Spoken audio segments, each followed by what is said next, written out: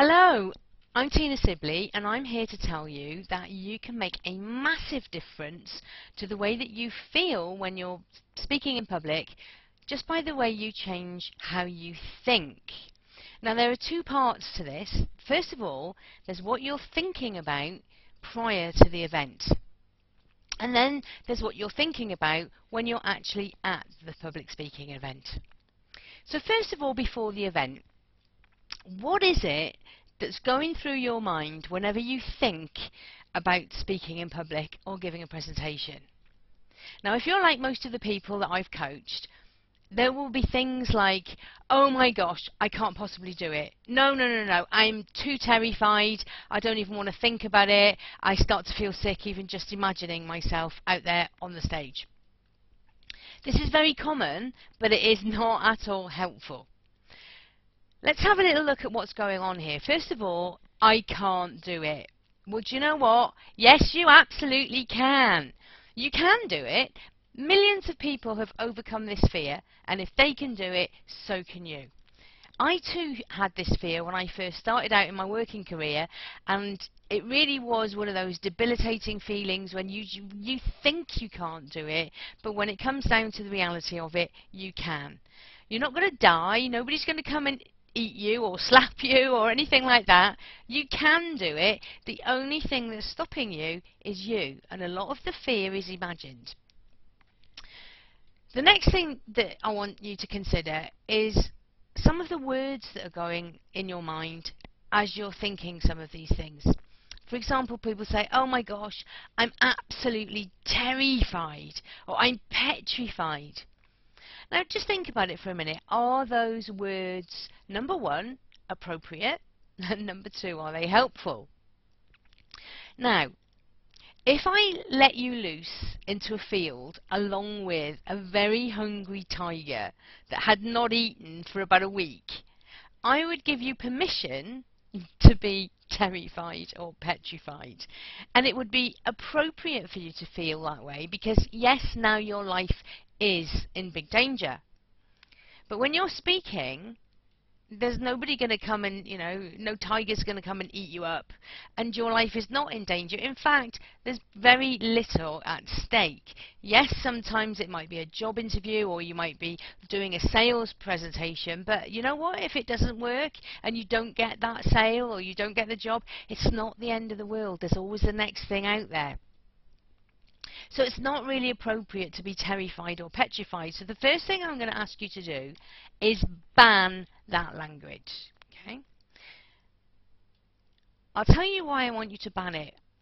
Just close your eyes for a moment and say to yourself, I am petrified, or I'm terrified, or whatever that word is that you associate and use most often. When you say that, notice how it makes you feel inside. Just uttering, I'm petrified, actually has a chemical reaction in your body, and that's because your brain associates the word with the feelings, and it starts to generate those symptoms. Now, a lot of coaches will tell you to replace that word with, I'm supremely confident. And yeah, if you can believe it, that will work. The trouble is, most of my clients, it doesn't work for them. They tell me that they just don't believe it. So here's what I'm going to ask you to do. I'm going to ask you to replace petrified or terrified with, I'm a bit nervous, but that's okay. Now, when you say, I'm a bit nervous, yes, you probably are, and that is, absolutely appropriate for now. And you can say, yeah, I can get that, I can buy into that. Now the thing is, when you say to yourself, I'm a little bit nervous, it has nowhere near the same impact on your body and the feelings as saying I'm petrified or I'm terrified. So you just practice that. Once you've got used to that, then you can start dropping the nervous and say, yeah, I'm going to be fine. Yeah, this is going to be okay.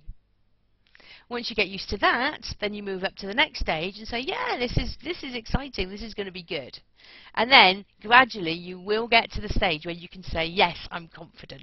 So it's a gradual process, but the first step is to ban use of those words such as terrified and petrified. Alright, now let's have a look at what's happening at the actual event itself. Once you get there, all those adrenaline kicks in and the butterflies start again. So what I want you to think of now is, again, what is it that's going through your head? The reason that the butterflies kick in is suddenly you generally start to think of all the things that can go wrong. The PowerPoint's not going to work. I'm going to fall up the steps going onto the stage. I'm going to forget everything. The audience is going to hate me. All of these kind of things start to kick in. Again, is this helpful? No. And if you concentrate on everything that's going to go wrong, then it's not surprised you're going to feel nervous. So, the thing to do instead is think about everything that's going to go right. You're not going to forget everything because you've got your notes, you've got your visual aids to help you. You're absolutely not going to have a problem with the audience unless you're a politician perhaps and you're speaking to the opposition. 99% of audiences are on your side and they want you to do well. Okay, yes, there's always technology problems, the PowerPoint could go wrong or whatever, but if you've done your preparation in advance, you will have a contingency plan for this. There's a little bit too much to talk about here to go into this in big detail, but what I want you to do is to focus on making sure you've covered all the contingency plans. And if you have, then even if something goes wrong, guess what? It doesn't matter. So there's no need to feel nervous. You've got everything cracked. Okay, so the things to focus on are how you are thinking before the event, how you're thinking at the event. If you change the way you think, I guarantee your confidence levels will start to rise. And that's before you even begin to look at relaxation tips and all of the other things and changing your beliefs around the way that you speak.